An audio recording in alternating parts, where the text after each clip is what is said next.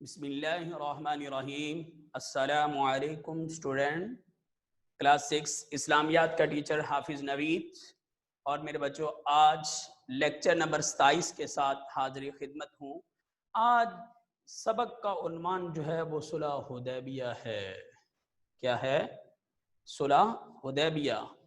اور میرے بچوں صلح حدیبیہ 6 ہجری کو ہوئی تھی، یہ بات ذہن نشین رکھنا میرے بچوں۔ نبی پاک صلی اللہ علیہ وسلم نے 6 ہجری کو خواب دیکھا کہ ہم بیت اللہ کا میں اور میرے صحابہ طواف کر رہے ہیں، تو آپ نے صحابہ کو بتایا۔ نبی کا خواب جو ہوتا ہے وہ وحی الہی ہوتا ہے، وحی کی ٹائپس میں سے ایک سچے خواب بھی ہیں۔ تو صحابہ کرام نبی پاک صلی اللہ علیہ وسلم کے ساتھ بیت اللہ کی طرف چل پڑے عمرہ کرنے کے لیے۔ حدیبیہ کے مقام پر پہنچے اور وہاں پہ پڑاؤ ہوا۔ ایک لمبی داستان ہے جس سے ہمارے ایمان کو جلا پہنچتی ہے۔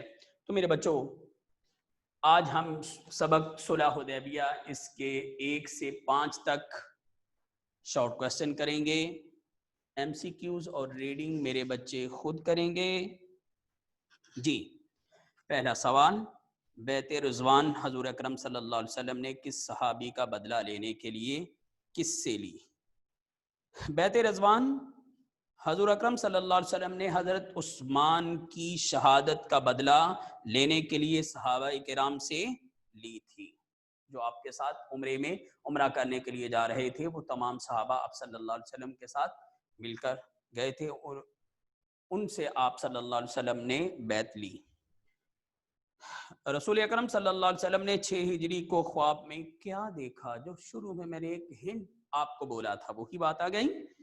رسول اکرم صلی اللہ علیہ وسلم نے 6 ہجری کو خواب دیکھا کہ آپ صلی اللہ علیہ وسلم اپنے صحابہ کرام کے ساتھ مسجد حرام بیت اللہ میں داخل ہوئے اور صحابہ کرام سمیت بیت اللہ کا طواف کیا۔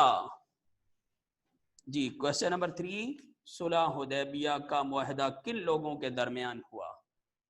صلح حدیبیہ کا معاہدہ قریش مکہ اور مسلمانوں کے درمیان ہوا۔ صلح حدیبیہ کی شرائط کس نے پیش کی؟